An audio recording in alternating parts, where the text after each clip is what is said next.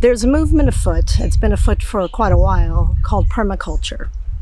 And I became interested in permaculture because the yard is getting to be too much for my husband and I to handle, but most importantly, it's something that's good for the environment, good for ecosystems, and makes it easier for us. So I started looking into permaculture a few months ago in the depths of winter, of course, when we're all dreaming about gardening.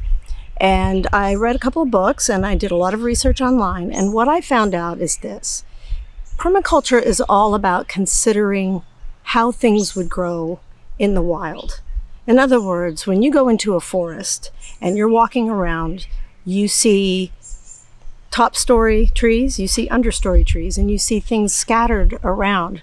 These are the way things grow in a natural ecosystem. So what you're trying to do with permaculture, from what I understand, is sort of replicate that micro ecosystem in your yard, depending on the microclimate of your garden or your yard, and depending on the kind of soil you have, etc.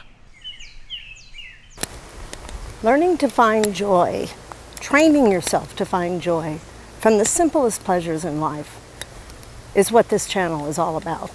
In fact, science is bearing out what a lot of people already knew, that just getting outside and being in nature, let alone being an active participant, can lift your mood and make you happy.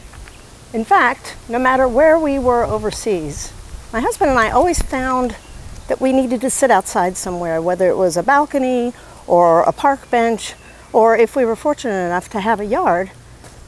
That's what made us happy, just sitting out there having a cup of tea and relaxing. So I just wanted to give you an idea of what we're starting with, where we're starting from on this permaculture project. I'm coming away from the back door of the main house. Here is the structure we built, the coach house, the back porch. That's where we'll sit and have our tea or coffee. And there's our dog, Petey. So as you can see, we don't really have a yard much different from most people. This is a backyard. There's the burn pile. But what I really want to show you, one of the things that we've already kind of started, is that this used to be our vegetable garden. And you can see it's all covered with weeds. Well, that's intentional. We don't really want a vegetable garden because vegetables are too expensive to raise. Our water bill was astronomical last year trying to raise vegetables. So what we're going to do is we're going to turn this under.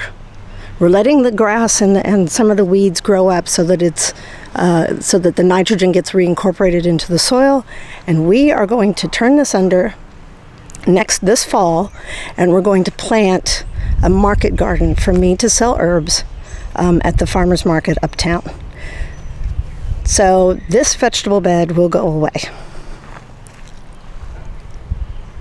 We've planted a little cherry tree in the middle to get it going. Now this bed is very important to me. These are my culinary herbs. As you can see, they are really, really high. That's sage. This bed will stay, as will this bed here. Here's another fruit tree, another apple tree, and another apple tree. I've got another little bed. This is medicinal herbs, and on either side of the medicinal herbs, passion vine will grow. These herbs are very, very important because we do use them for just simple coughs and colds and things like that. We've got echinacea, we've got passion vine, we've got monarda or bee balm to attract the bees for the fruit trees.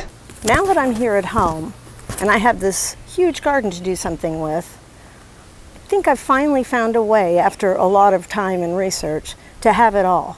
Something that is beautiful as well as low maintenance and good for the environment.